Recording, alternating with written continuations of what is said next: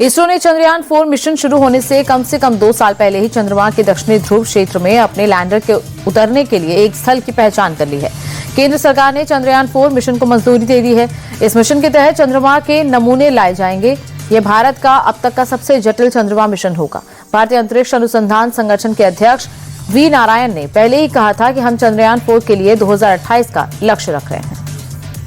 लोकसभा में प्रधानमंत्री मोदी की सीट को घेरे जाने के मामले में अब बीजेपी की महिला सांसदों ने स्पीकर ओम बिरला को चिट्ठी लिखी है। महिला सांसदों ने विपक्ष पर सदन में जघन्य अपराध करने का आरोप लगाया। महिला सांसदों ने विपक्ष पर सदन को बदनाम करने का गंभीर आरोप भी लगाया। उन्होंने स्पीकर ओम बिरला से आरोपी सांसदों के खिलाफ नियमों के तहत सख्त से सख्त कार्रवाई करने की मांग की। पूर्व army chief general Manoj Mukund Naravane की अनपब्लिश्ड किताब 4 स्टार्स ऑफ डेस्टिनी के लीक होने पर दिल्ली पुलिस की स्पेशल सेल ने एफआईआर दर्ज की। किताब को प्रकाशन के लिए जरूरी क्लियरेंस मिलने से पहले इसी नाम से एक टाइपसेट किताब की पीडीएफ कुछ वेबसाइट्स पर मौजूद है। साथ ही कुछ ऑनलाइन मार्केटिंग प्लेटफॉर्म पर किताब का फाइनल कवर भी दिखाया जा रहा है। और इसके बाद दिल्ली पुलिस ने सख्त रुख अपनाते हुए एफआईआर दर्ज कर जांच शुरू कर दी है। पूर्व आर्मी चीफ मनोज मुकुंद नरवणे की अनपब्लिश्ड किताब के लीक होने पर दिल्ली पुलिस के एफआईआर के बाद इसके पब्लिशर पेंगुइन इंडिया ने सफाई जारी की है कि ये किताब ना तो छापी गई है और ना ही इसका डिजिटल फॉर्मेट जारी किया गया है।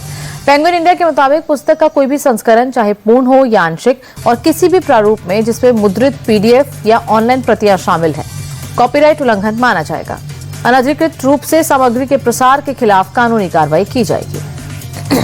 पश्चिम बंगाल की जनता यूनियन पार्टी के चीफ हुमायूं कबीर ने एक बार फिर बंगाल की सियासत में हलचल मचा दी है। हुमायूं कबीर ने ऐलान किया कि 11 फरवरी की सुबह 10 बजे 1200 लोगों के कुरान पढ़ने के साथ बाबरी मस्जिद के निर्माण का काम शुरू किया जाएगा। एक तरफ जहां हिंदू संगठनों ने नई बाबरी मस्जिद नहीं बनने देने का ऐलान किया, तो वहीं दूसरी तरफ हुमायूं कबीर नई बाबरी मस्जिद बनाने पर अड़े हैं। टीएमसी से निकाले गए विधायक हुमायूं कबीर की बेटी नजमा सुल्ताना के ससुर शरीफुल इस्लाम की 10 करोड़ से ज्यादा की संपत्ति पुलिस ने जब्त कर ली है। शरीफुल इस्लाम पर ड्रग्स की तस्करी और अवैध तरीके से संपत्ति बनाने का आरोप है। पुलिस सूत्रों के मुताबिक आने वाले दिनों में शरीफुल इस्लाम की 17 और संपत्तियों को सीज किया जाएगा। हुमायूं कबीर ने पुलिस के एक्शन को बदले की कार्रवाई बताते हुए तमाम आरोपों को झूठा करार दिया। तिरुपति में मिलावटी घी से तैयार लड्डू विवाद मामले में धार्मिक नेताओं और भक्तों ने प्रदर्शन किया। प्रदर्शन के दौरान पूर्व की वाईएसआरसीपी सरकार के सीएम जगन मोहन रेड्डी के खिलाफ कार्रवाई की मांग की गई। प्रदर्शनकारियों ने कहा कि तिरुमला लड्डू प्रसाद में मिलावटी घी के इस्तेमाल के लिए पहले की सरकार जिम्मेदार थी। ऐसे में प्रसाद में मिलावट करने वाले दोषियों को कड़ी सजा मिलनी चाहिए और इसके लिए तुरंत एक फास्ट ट्रैक कोर्ट का गठन होना चाहिए। बागेश्वर धाम के पीठाधीश्वर पंडित धीरेन्द्र कृष्ण शास्त्री एक बार फिर सुर्खियों में है। इस बार वजह ना कोई धार्मिक राजनीतिक बयान नहीं, बल्कि उनकी सादगी और सहज व्यवहार है। दरअसल छतरपुर में शनिवार रविवार की दरमियानी रात वे अचानक एक मिठाई की दुकान में पहुंचे और सेठ की गद्दी पर बैठ गए और फिर हंसी ठिठोली के बीच पेड़े ले लो लड्डू ले लो कहकर ग्राहकों को मिठाई बेचना शुरू कर दिया। इस दौरान उन्होंने रसगुल्ले का स्वाद भी लिया। वीडियो सोशल मीडिया पर वायरल हो रहा है। दिल्ली में गड्ढे में गिरने से हुई मौत मामले में शुरुआती पोस्टमार्टम रिपोर्ट सामने आई। सूत्रों के मुताबिक कमल की मौत दम घुटने और ट्रोमैटिक एस्फिक्सिया की वजह से हुई है। दरअसल जब कमल गड्ढे में गिरा तो उसके मुंह और नाक में मिट्टी फंस गई, बाइक भी गिर गई और इसके चलते उसे सांस लेने में तकलीफ हुई। दम घुटने से उसकी मौत हो गई। कमल की जांघ पर भी जलने के निशान मिले हैं, जो बाइक के साइलेंसर के कारण जला हो सकता है। दिल्ली के पीरागढ़ी में गाड़ी में मिले 3 शव मामले में दिल्ली पुलिस ने उत्तर पूर्वी दिल्ली से एक तांत्रिक को हिरासत में लिया। पुलिस के मुताबिक गाड़ी में मिले तीनों मृतक रणधीर, शिव नरेश और लक्ष्मी रविवार की सुबह इस तांत्रिक से मिले थे। तीनों के शव के पास शराब की बोतल और डिस्पोजेबल ग्लास मिले थे। तीनों के शव पर चोट के निशान नहीं मिले। पुलिस अब तांत्रिक से पूछताछ कर रही है। साथ ही पूरे रूट के सीसीटीवी फुटेज की भी जांच की जा रही है। दिल्ली की कानून व्यवस्था गढ़ में पहुंच गई है। लगातार हत्या, लूट, डकैती, चोरी की वारदात हो रही है। अब खयाला इलाके में 14 साल के नाबालिग के मर्डर की घटना सामने आई और इसके बाद एक बार फिर राजधानी के लॉ एंड ऑर्डर पर सवाल उठ रहे हैं। खयाला इलाके में बदमाशों ने नाबालिग की चाकू मारकर हत्या कर दी। मर्डर के बाद इलाके में सनसनी फैल गई। पुलिस ने मामला दर्ज कर जांच शुरू कर दी है। वहीं घटनास्थल के आसपास के सीसीटीवी की मदद से आरोपी की तलाश में जुटी हुई है पुलिस। दिल्ली के शास्त्री पार्क फ्लाईओवर पर बदमाशों ने बड़ी लूट की वारदात को अंजाम दिया। मनी ट्रांसफर का काम करने वाले शख्स पर हमला कर 3 से 4 राउंड फायरिंग की और करीब 80 लाख रुपए नगद से भरा बैग लूट लिया। गोली लगने से शख्स घायल हो गया, जिसे अस्पताल में भर्ती कराया गया। वारदात के वक्त पीड़ित के साथ उसका साथी भी मौजूद था। पुलिस ने इलाके की घेराबंदी कर जांच शुरू कर दी है। वहीं वारदात वाली जगह से एक जिंदा कारतूस भी बरामद किया गया है। यूपी के नोएडा में दिखा तेज रफ्तार का कहर। नोएडा के सेक्टर 62 में एक बेकाबू टेम्पू सड़क के किनारे खड़े ट्रक से टकराकर पलट गया। घायल टेम्पो ड्राइवर को बचाने के लिए जब वहां मौजूद लोग पहुंचे तब पीछे से एक तेज रफ्तार ट्रक ने उन्हें टक्कर मार दी, जिससे करीब 6 लोग घायल हो गए, जिनमें से 3 की हालत गंभीर बताई जा रही है। पुलिस मामले की जांच में जुटी हुई है। लुधियाना के टिब्बा थाना इलाके में बाइक सवार हमलावरों ने एक कार को घेरकर तेजधार हथियार से हमला कर दिया। कार में एक महिला, उसकी भतीजी और एक 7 महीने का बच्चा था। हमले से सभी लोग दहशत में आ गए। सूचना मिलने पर पुलिस की टीम मौके पर पहुंची, लेकिन आरोपी तब तक फरार हो चुके थे। पीड़िता का आरोप है कि पारिवारिक विवाद की वजह से ससुराल पक्ष के लोगों ने ये हमला किया और 7 महीने के बच्चे को भी अपने साथ ले गए। वारदात का वीडियो सोशल मीडिया पर वायरल हो रहा है। पुलिस मामले की जांच में जुटी हुई है। देहरादून में लोहे की छड़ से लदी एक पिकअप ट्रक ने खड़ी कार में टक्कर मार दी, जिससे मौके पर अफरा तफरी मच गई।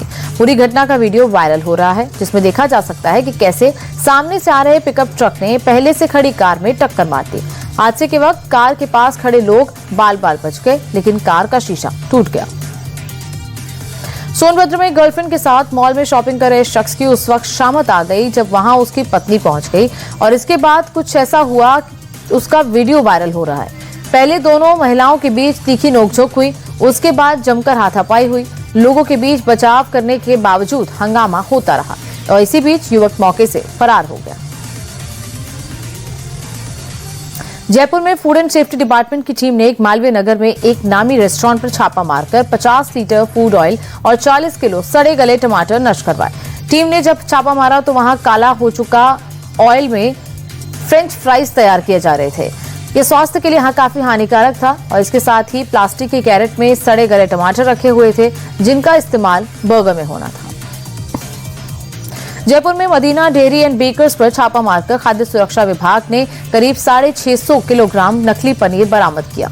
पूछताछ में फर्म मालिक ने बताया कि यह पनीर अलवर से 200 प्रति किलो की दर से मंगवाया गया था।